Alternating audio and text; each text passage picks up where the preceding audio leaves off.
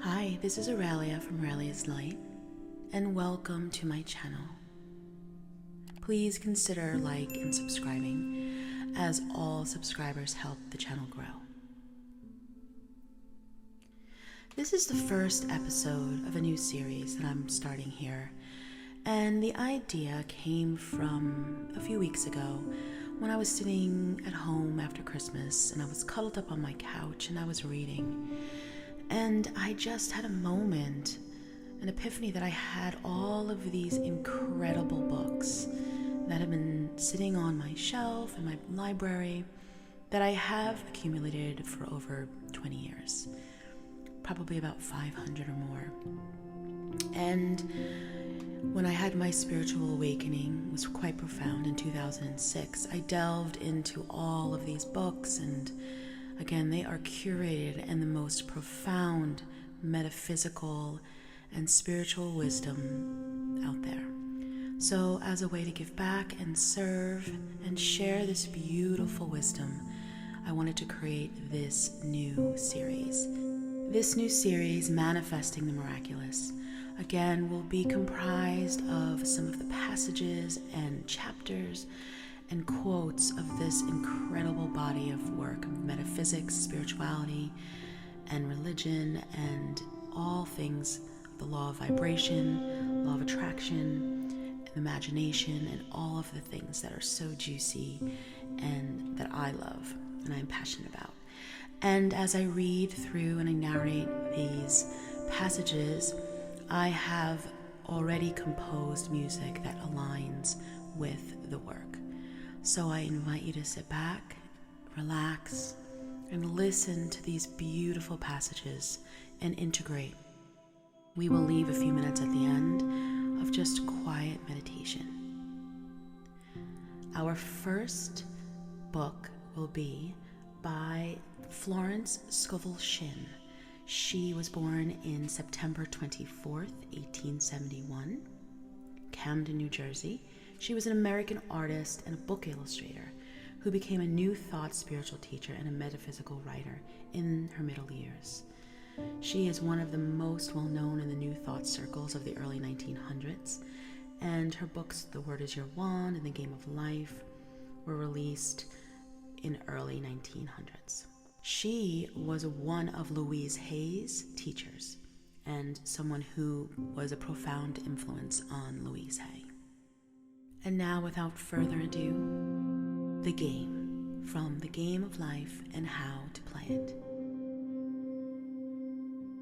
Most people consider life a battle, but it is not a battle, it is a game.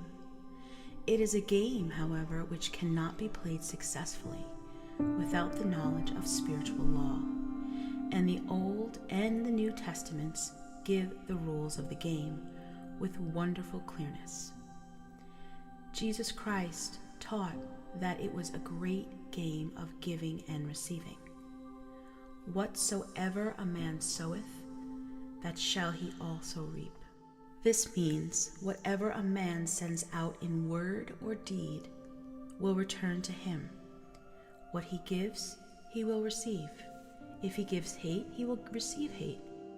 If he gives love, he will receive love. If he gives criticism, he will receive criticism. If he lies, he will be lied to. If he cheats, he will be cheated. We are taught also that the imaging faculty plays a leading part in the game of life. Proverbs 4:23 states, "Keep thy heart or imagination with all diligence, for out of it are the issues of life."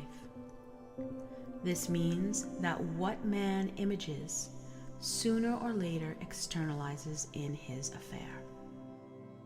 I know a man who feared a certain disease. It was a very rare disease and difficult to get. But he pictured it continuously and read about it until it manifested in his body, and he died, the victim of distorted imagination. So we see, to play successfully the game of life, we must train the imaging faculty. A person with an imaging faculty, trained to image only good, brings this into his life, every righteous desire of his heart, health, wealth, love, friends, perfect expression, his highest ideals. The imagination has been called the scissors of the mind, and it is ever cutting, day by day, the pictures man sees there, and sooner or later he meets his own creations in his outer world. To train the imagination successfully, man must understand the workings of his mind. The Greeks said, "Know thyself." There are 3 departments of the mind: the subconscious, conscious, and superconscious. The subconscious is simply power without direction. It is like steam or electricity. It does what it is directed to do. It has no power of induction. Whatever man feels deeply or images clearly is impressed upon the subconscious mind and carried out in the minutest detail. For example, a woman I know, when a child, always made believe she was a widow.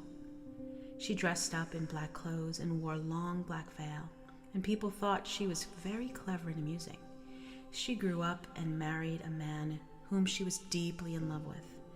In a short time he died, and she wore black and a sweeping veil for many years. The picture of herself as a widow was impressed upon the subconscious mind, and in due time worked itself out regardless of the havoc it created. The conscious mind has been called mortal or carnal mind. It is the human mind, and it sees life as it appears to be.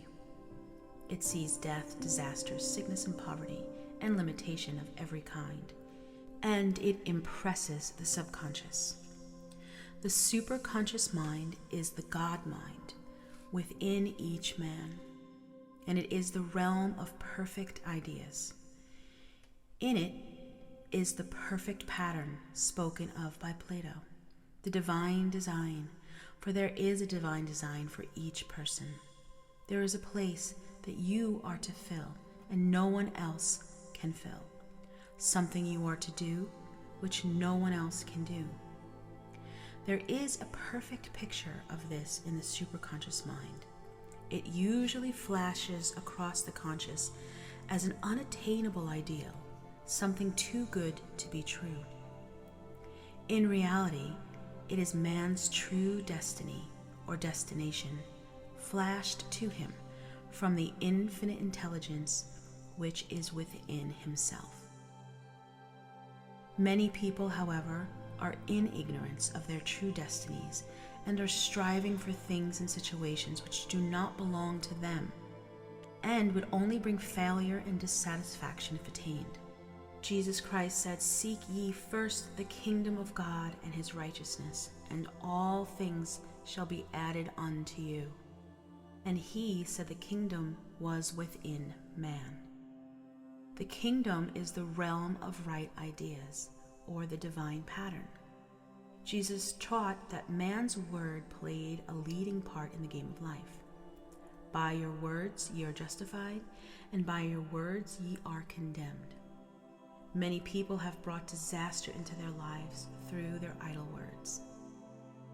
For example, a woman once asked me why her life was now in poverty and limitation. Formerly, she had a home and was surrounded by beautiful things and had plenty of money. We found she was so often tired of the management of her home, and she said repeatedly, "I am sick and tired of things. I wish I lived in a trunk." And then added, "Today I am living in that trunk." She had spoken herself into a trunk. The subconscious mind has no sense of humor, and people often joke themselves into unhappy experiences. Fortunately, the law works both ways, and in a situation of lack may be changed to one of plenty. For example, a woman came to me one hot summer's day for a treatment for prosperity. She was worn out, dejected, and discouraged, and she said she possessed just $8 in the world. I said, "Good. Well, bless the $8 and multiply them, as Jesus Christ multiplied the loaves and the fish. For he taught that every man had the power to bless and to multiply, to heal and to prosper." She said, "What shall I do next?" I replied, "Follow intuition. Do you have a hunch to do anything or to go anywhere?" Intuition means intuition, or to be taught from within. It is man's unerring guide. The woman replied, "I don't know. I seem to have a hunch to go home. I just have enough money for car fare."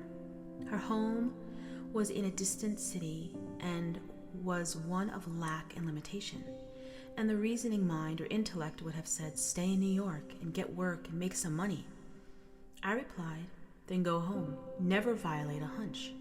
I spoke the following words for her: "Infinite spark, open the way for the great abundance for this woman. She is an irresistible magnet for all that belongs to her by divine right." I told her to repeat it continually also. She left for home immediately. In calling on the woman next day, she linked up with an old friend of her family. Through this friend, she received thousands of dollars in the most miraculous ways. She has said to me often, "Tell people about the woman who came to you with $8 and a hunch." There is always plenty on man's pathway, but it can only be brought into manifestation through desire, faith, or the spoken word. Jesus Christ brought out clearly that a man must make the first move. "Ask, and it shall be given to you. Seek, and ye shall find. Knock, and it shall be open unto you." Matthew 7:7. In the scriptures we read, "Concerning the works of my hands, command ye me." Infinite intelligence, God is ever ready to carry out man's smallest or greatest demands. Every desire, uttered or unexpressed, is a demand. We are often startled by having a wish suddenly fulfilled. Nothing stands between man and his highest ideals and every desire of his heart, but doubt and fear. When man can wish without worrying, every desire will be instantly fulfilled.